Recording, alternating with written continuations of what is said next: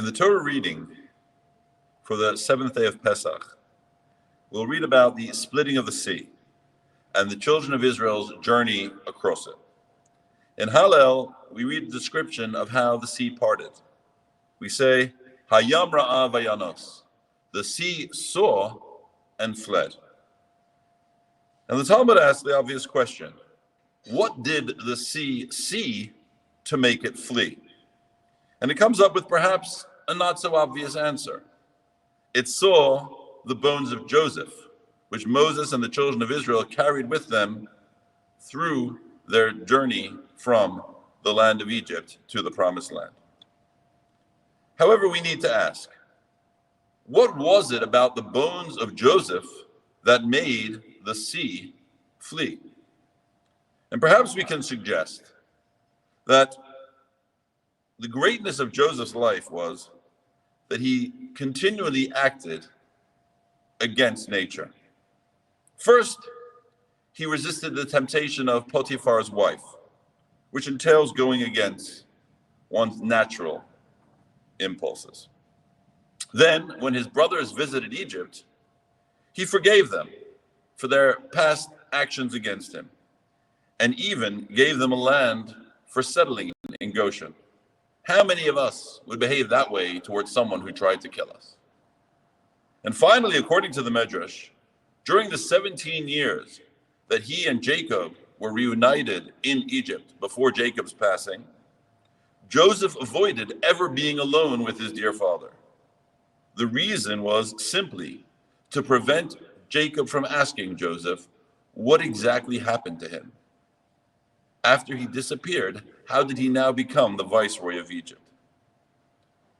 And Joseph realized that he would have to tell his father the truth about what his brothers did to him. So quite simply, he avoided being alone with his father, going against what would be simple nature for most of us, so that he didn't have to tell his father Lashon Hara about his brothers. What an example of noble behavior, going against one's nature. There's a story about Rabbi Yosef Ber Soloveitchik, the famed Beis Halevi, who one day he made a ruling against a certain shochet, ritual slaughterer, in a case involving kashrut. And the next day he was in the Bet HaMedrash, he was in the study hall with his students, and this shochet came running into the study hall, brandishing a knife and threatening to kill the Beis Halevi for his ruling against him. He was clearly distraught. He made terrible accusations against the Beis Halevi.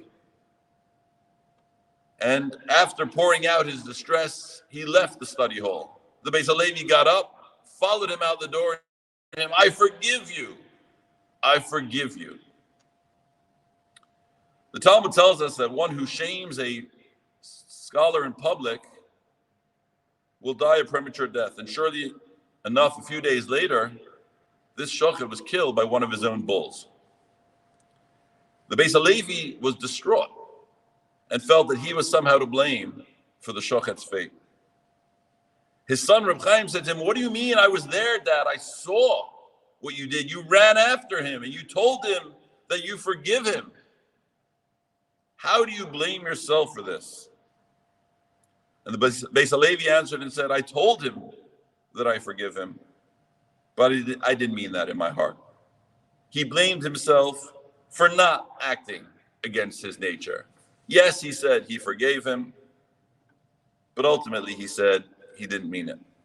And the story goes on to say that at the levaya, at the funeral for the shochet, the Beis Halevi was the principal mourner, that he did kriyah, he tore his clothing, and he even said kaddish for the shochet for the next 11 months.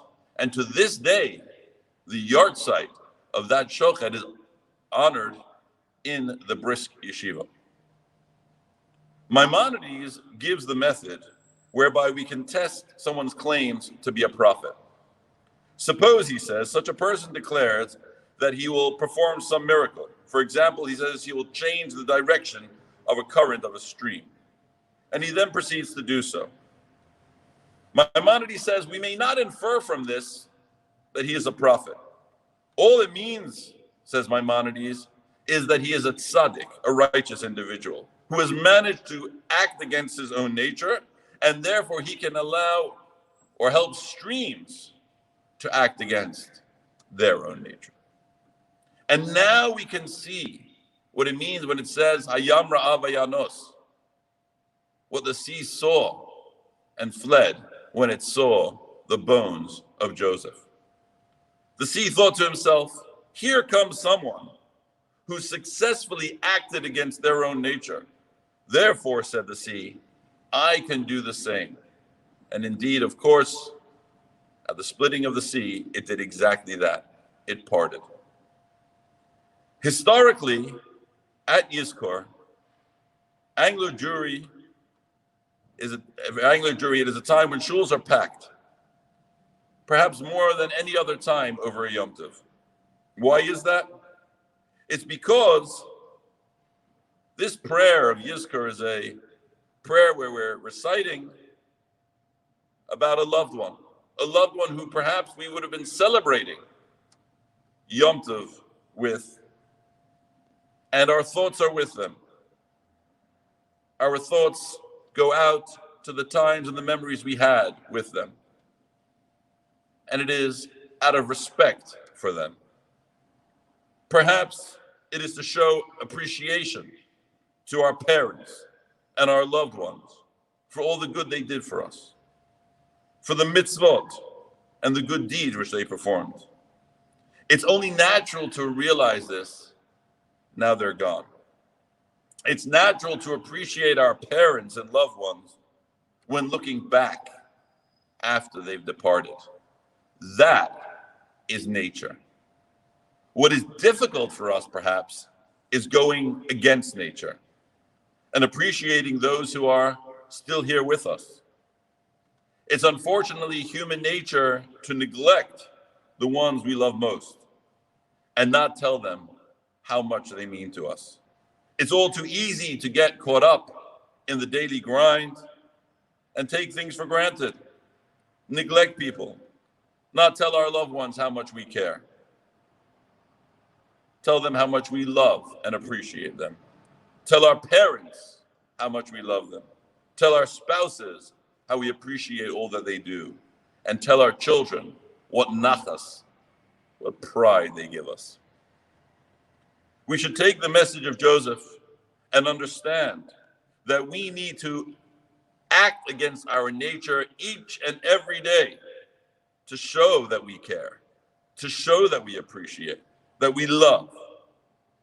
And there can be no greater gift to our forebears that we have used the inspiration of their memories on this Yom Tov to go forward and appreciate our loved ones who are still here.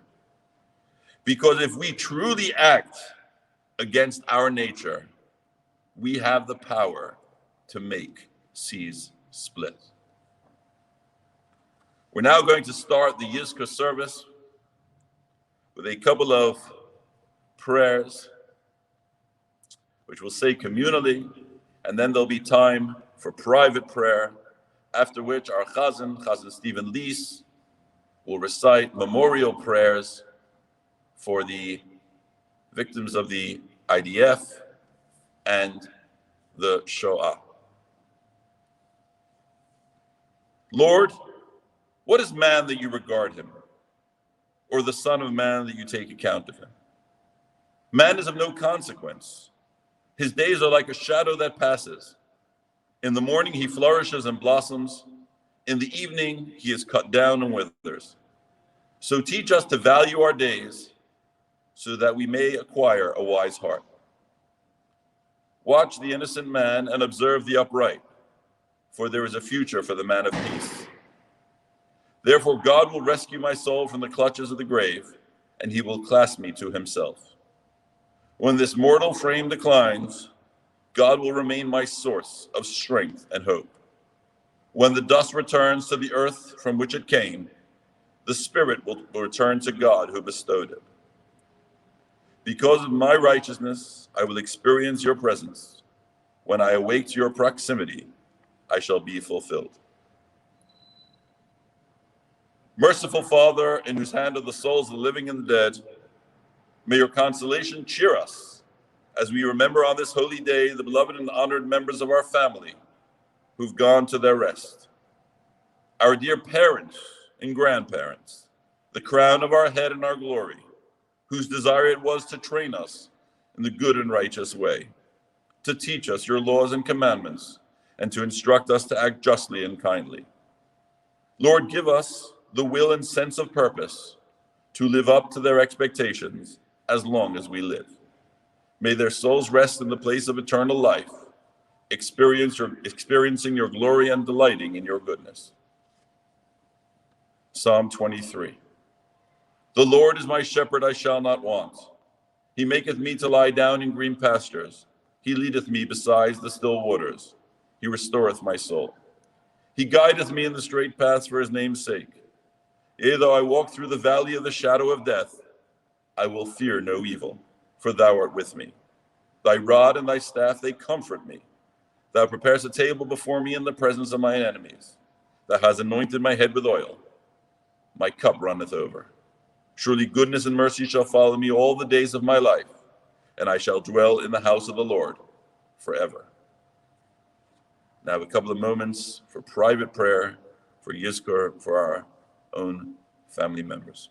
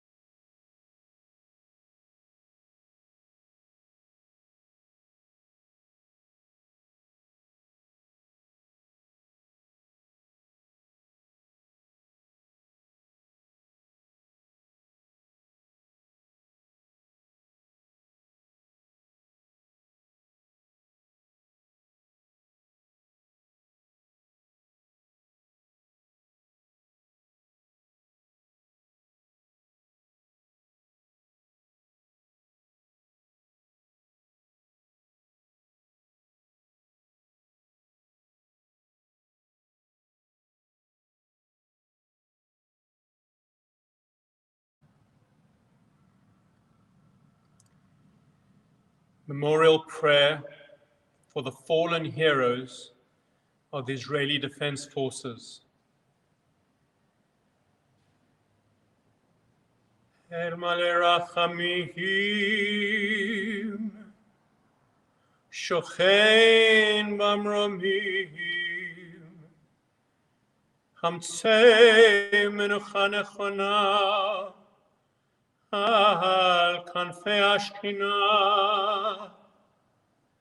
במעלות קדושים וטהורים, כזוהר רקיע מזהירים. את נשמות חיילי צבא הגנה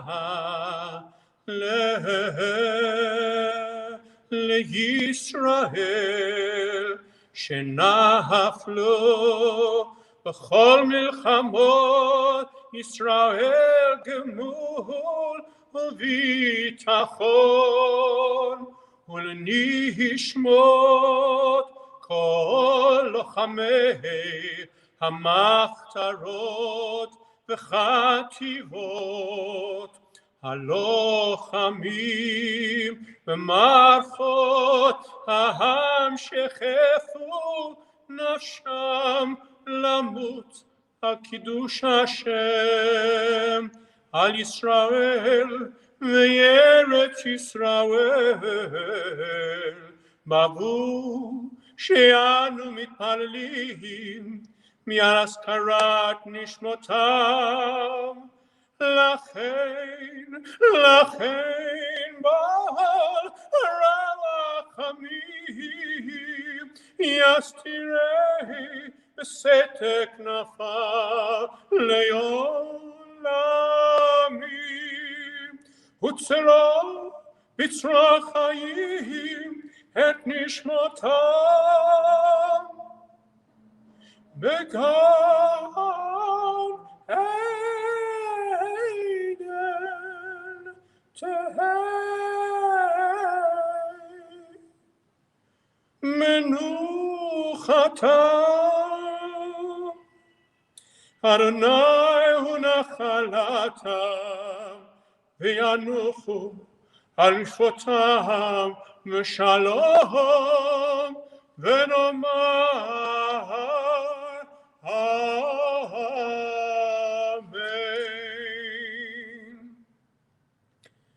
Memorial prayer for the victims of the Shoah.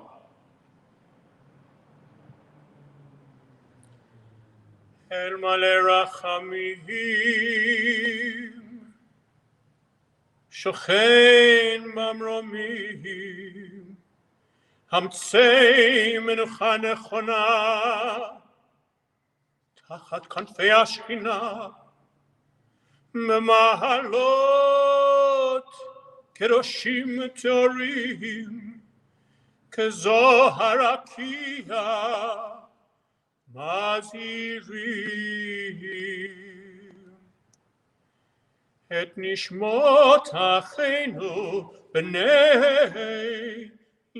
ישראל הקדושים והטהורים שנפלו בידי הרוצחים,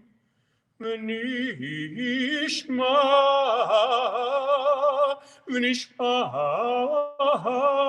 דמם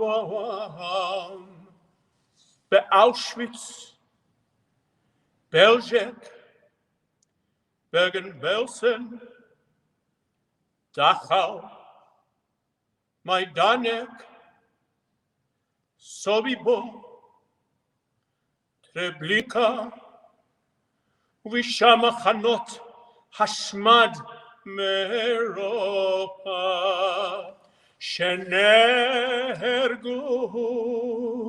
שנשחטו ושנשרפו ושנטמעו ושנחנקו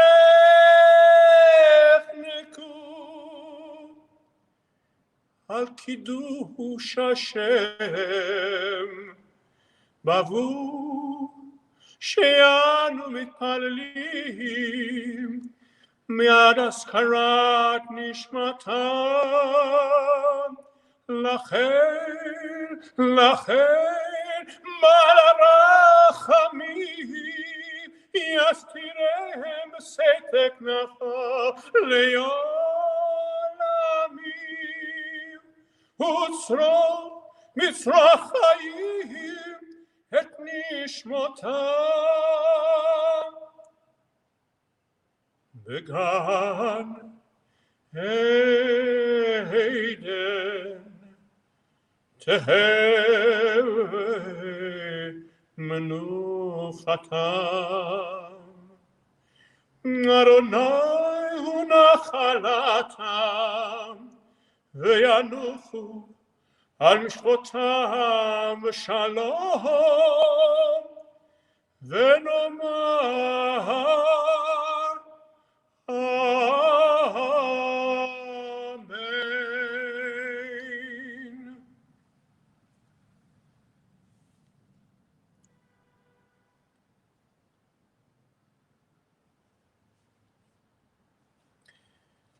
That concludes the Yizkor service.